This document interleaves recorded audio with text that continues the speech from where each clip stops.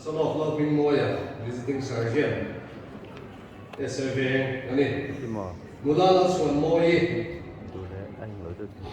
Lula ang lolomi. Lula lang suay tuangi. Lula sinti ang duhte. Lula ang tiang duhte. At kapor kadet. Duhte. Niya commission ng sate. There. Bipapan. Wahid din sobi. YP commission hi pali naya YP SM president Moya. PR lang YP treasurer. Bill sang zalet near soldier sergeant at each of the YP company gate commission. Sa mi song dire sa secretary untara YP hokto turarote. Rod tene. Piping Tanzawi ani hi CRS. Ania nulalang tuangi bi jeklin lo ma fam kimi bi lari ko misante bi malson tuangi be ko logot kima alogot kima bi jenet balol pe ki ani hi YPRS nuraru ani bi rebeka alo tuangi nula langin zuali Nula Cindy lo tampari, nula lo kimi. So irang eno instrument. Pi Mary lang san hemi, pi lang pinsangi. Nula Catherine Vanlalliana api, pi Sicily lang hinpuyi. Langpal biar lang pinpara. Langpal silang kima. Langpal lang ruata. Sapuliana. Wow. Tanggal besok tersala, sobok lalu puya, pilih. Janet, pi Janet lalu moi wekfo, albat si padai. Ini,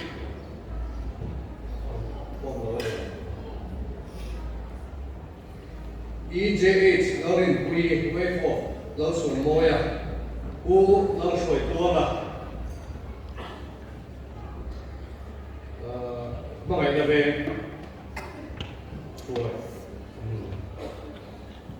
puni ki zau muan kuya zau kusa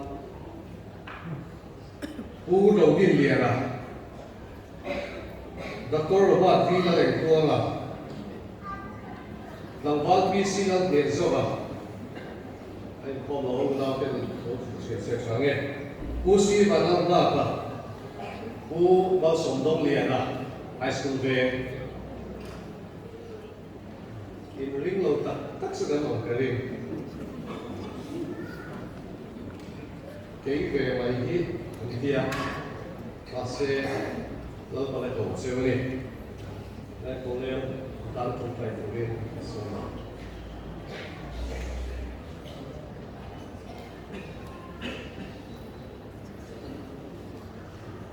trong trại Omba children Pathian Hruaitu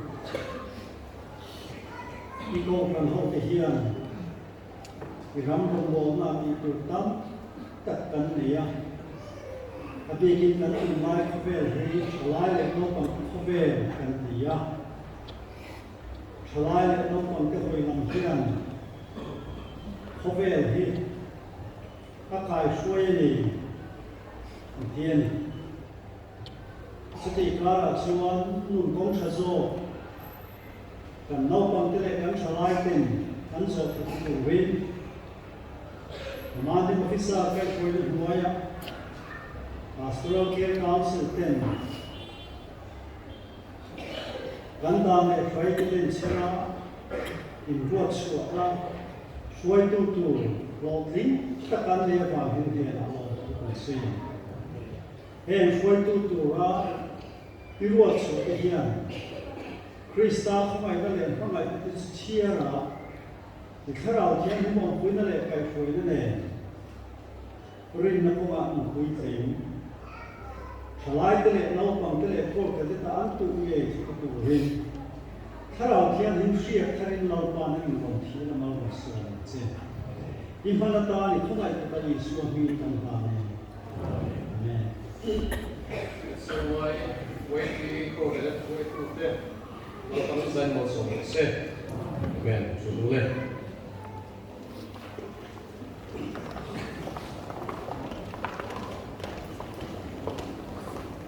women ministry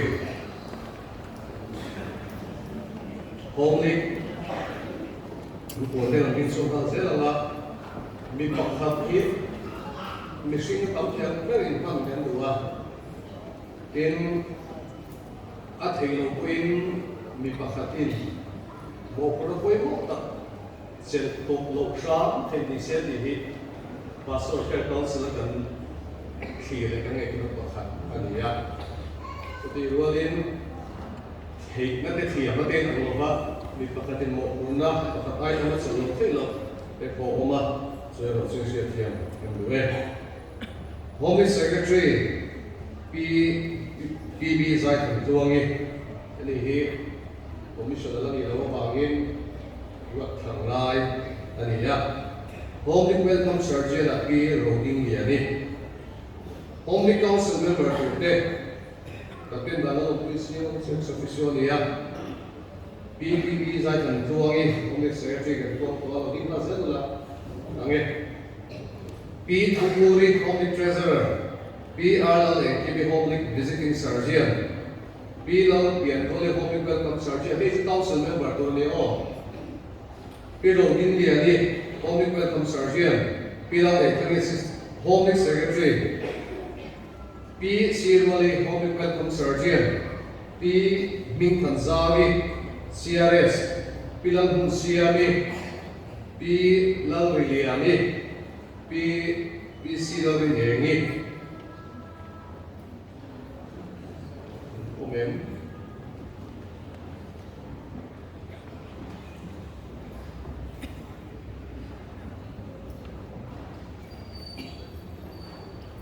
P. Vanlalliana, P. Zemabawk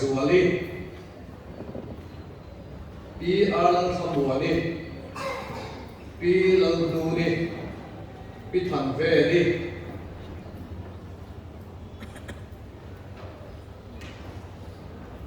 P.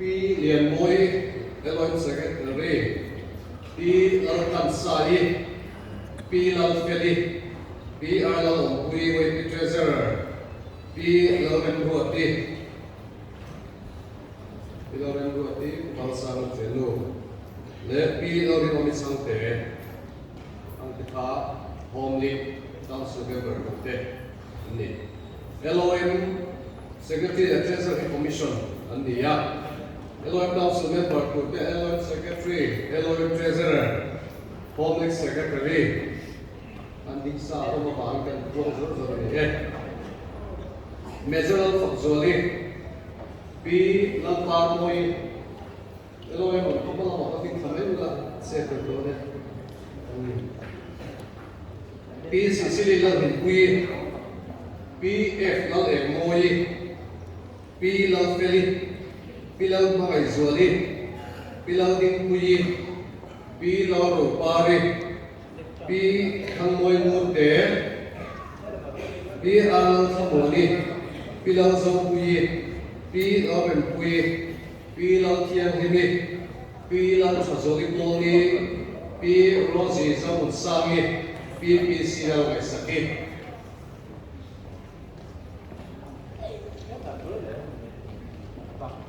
Conflict Eloy binigtakin Bill Mila Council Member dekat Bill tu ambil Zemabawk area Mila show itu sudah kalaya. So dia tu so local officer tu hian buat siapa tu kerja tu ya kan buat dan siam ni Langit, Missouri so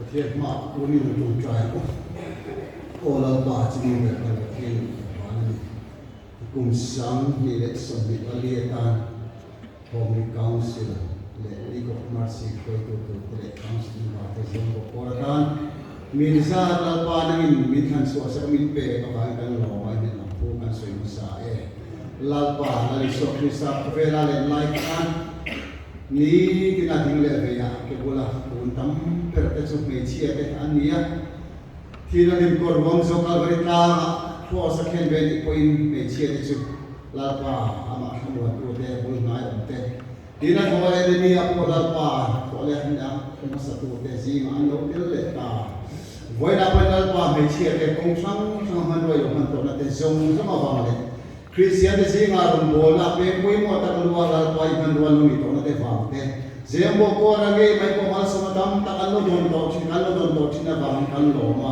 lalpa ma min do na kal pui zel du ni chakla kan pui na mal so che lalpa ani mai no hian mi pui te kai ko te tu ri finarem hriat na tho ho that na nang pe la mal so tu che ni so ki sa mi na kan la me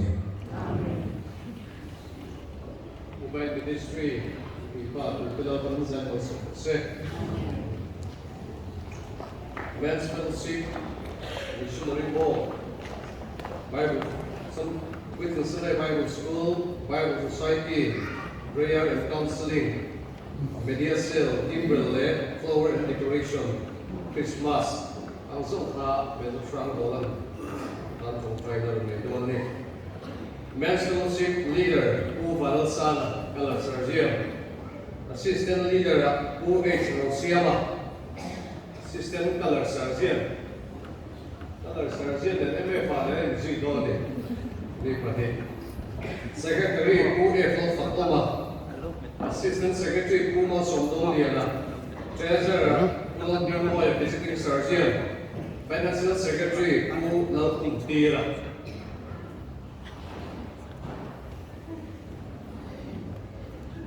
Moving boy ini tolong siar ni lama lama. Kalau kalau mereka, zelanga missionary home, chairman aku civil sana, tu treasurer, vice chairman aku lalman kiba, corps welcome sergeant, secretary meeting Tanzami, CRS, treasurer philosophy.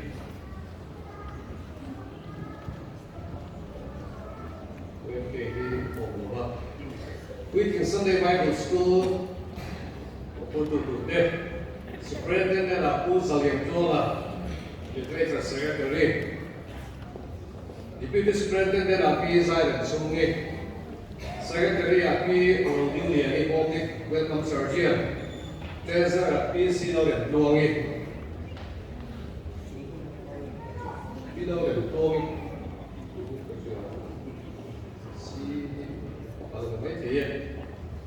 God, Mezoram Siami, Mezoram Fakzoli, Pilal Sabringi, Dr. Jolin Hamazonte, Ozo Kantuya Silo. God, some of the school, duhte, Anni. Anni, pick up on the Katsuka, Noma, Anni, Picture, Joya here, some of the schools are looking for really. Bible Society, Convener ku civil Rossana, Deputy Turin ku Southern Welcome Sergeant, Secretary ku Silang Kuya, Assistant Secretary PH Zamliani. Ini dia tu lagi kolektor buatan.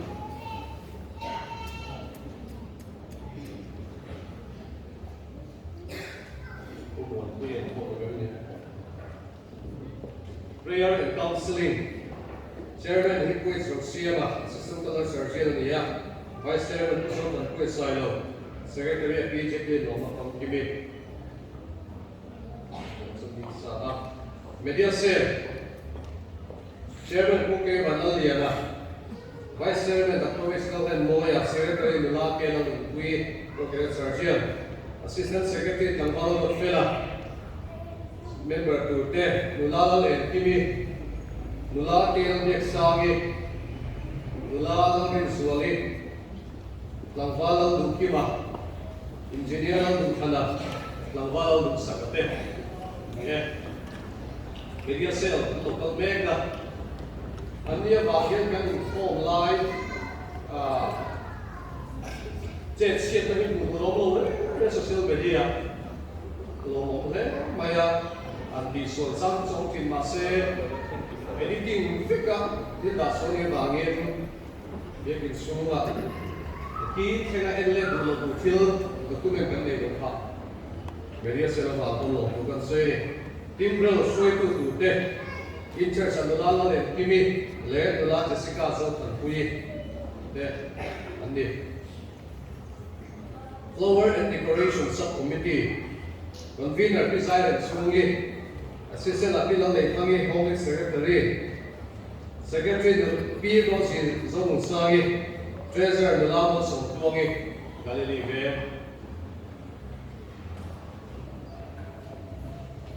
investing for what Ben Master Usi Narin Moya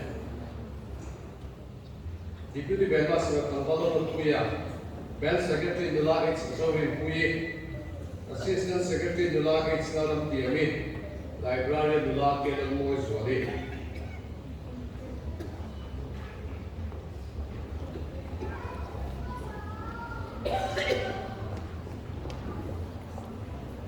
Christmas Kumpar Committee Obi Duhte Chairman Kusalian Tuanga CLS Vice Chairman Kusilari Moya Coordinator Durtian Secretary Langwala Kopfila SWA Leader Assistant Secretary Langwal Malet Kinolong Pinsala Treasurer Langwal Diaram Nidha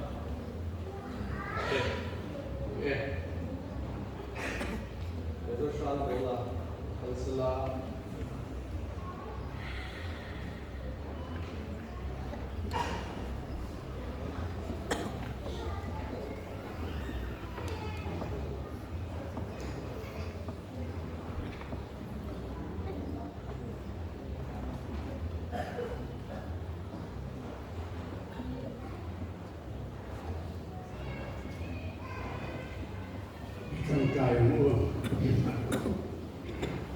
Lalpa, Tunong Berman Pathian Hruaitu,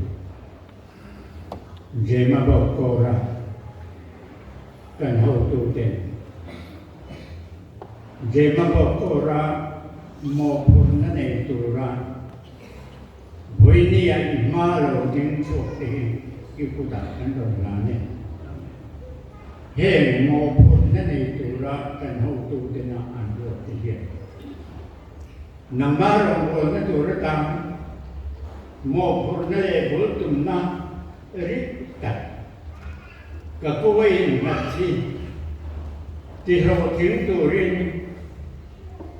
Pathian cat neih turun kum tharo wong tur sami somni pali kum atana irong bo na turatana an thing na song ham tur chak na nei thing na turin tharau thiang lim thil ti thei nei an ma nei ti chakla an mo purna le an pul tum na thep thatak an hen so thei na tura taksa le tharau chak na tharan nei thei na turin hen de ko na ka le so hi kan ti le amen. So social Hruaitu de Otomai so se amen ole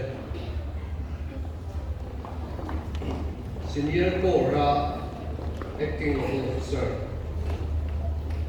de Recruiting Surgeon who is Loleng Moya Visiting Surgeon who Dr. Zolian Kalazote Visiting Surgeon who Loleng Moya the Zarzolian dead. Right? Local officer acting at the Toa Mase Commission Gandilosun, Ruakase, Takanaya. Building Board, Chairman CEO Kania, Vice Chairman Pexel Moya, Secretary Apu K. Vanlalliana, Secretary, Treasurer Dr. Estal Moya YPSM, Member Turte. Who be active upon swing arrest, who civil Rosa before treasurer, who Laman Kiba, welcome surgeon, who only a CSM, who's a little CLS, who is some quartermaster, Dr. Zolin thang zong te visiting sergeant Usidarin mo ay program guardian Utang Bintana literature secretary le PPD design ito home secretary te ni Core Council CSU isa niya CSM secretary Core Treasurer RS Bettina WPSM Core Guardian Home Secretary by posting the complaint again.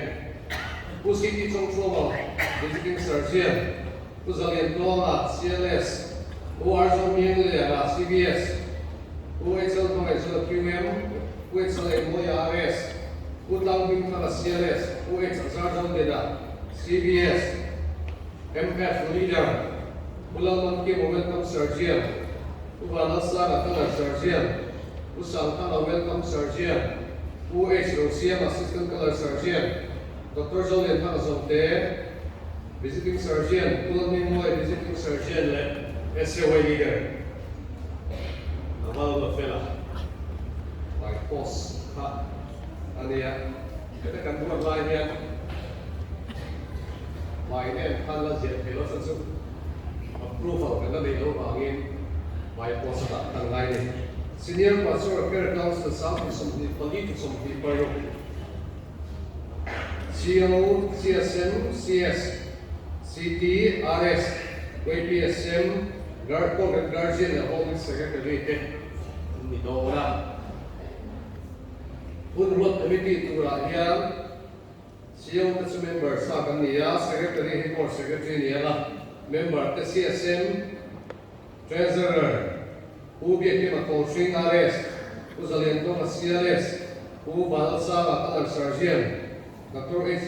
Boy WPSM, Usidarin Boy Corporate Guardian, Home Secretary, SOA Leader, MF Leader, di satu bangin second lawang. Local officer bill he would masalah masalah pori kay nampelo kay sangin kung sungatan ano bangin biar tu teti dang lang, ani loba, kumara biar lain, local officer ter biar lain cok biar lain dona, so di ruangin biar itu hiti dang lang terus au mau bangin, report itu tebak ani loba, amai orang survive ya puang lah, ven kan yang ripan kuban lang hata, so kan saya lah, so pasal le hospital area aku Rosita. High school bank ang Pathian din para middle school bank mo katna pulong muana Galilee bank ulang moya or bank 1 ang alphabet alun sana field bank UVL diga din harpulian sumnula lampian 1 lang valpc lang ng kuyale valente nolong sana ingat tiga pagnipi kitson umbiyan ina tampa ay kapi kan talaan sa maya so bangsa kuitu ni pati ni da tando ni lamlian chu kuniro kuya workshop vega kan kalawat fela SRB kulang kutira vega is uro diliana vega west anti veng usi chongchoma vala kon veng chu kulang ko ta silo mga ina veng kulang soi kuala middle school bank mo kita UPC na moya kana kan le CWC pulang siat kuya mama ang kita biar itu deh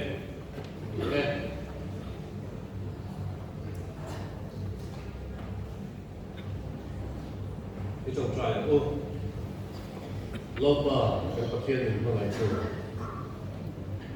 ovel kira rasa meg lagi lupa ikhiat itu hey ayam lagi ini mengenai ini semua lupa kovel itu langsung ay mengenai tu mengenai letu sesuatu iberam no te jong tu le ikop tham ho en ko tu rin cross tu tu rin mo ni Kue tu le mo kuda sang se tu buat so le ban bek ma ding so bek lalpa an sunga man som kutsu rot har lekla emo pula hutak kan te tu het sa thare na it mo se I khoi ke frida nan dang ge na in pe na te thara bo mai na te I kong tram mai na te I ram mai thu tak na te mo ko te tho chok ke tu in lalpa an hnena I tuar sia te in khoi sia te lalpa kan ta in lam ro sia te atharing sia ti ra sia an zai ma som la he mo pula hutak len te tu len ke se na pe ha an ma ni mai ni lo an khosak pui an fa an nu le pa mu nau to la pa na ki sak na pe na ke se na pe se ti boi tu na ki ke sak la lim taka he khai sa tre ro ko ken tu rim la pa ka ai thi tho le krista mo e tu taka an ma na ki se to ti ra se an sai mo so mo se I so mi kan di le amen We'll be doing the building board, local officer acting, core council, members of so Philip Zaino so say, amen. So let.